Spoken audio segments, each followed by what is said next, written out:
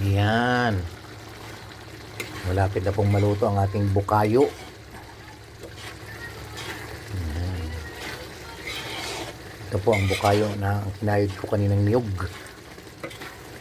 Kahit siya ay matigas, ginawa po natin siyang bukayo.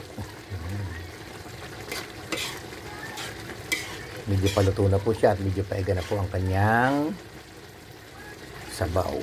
Yan.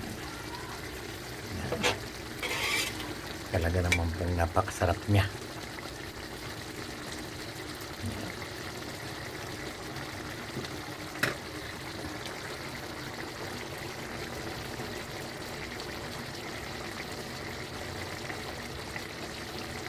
Ito ang ating bukayo na niyog. Paluto na siya.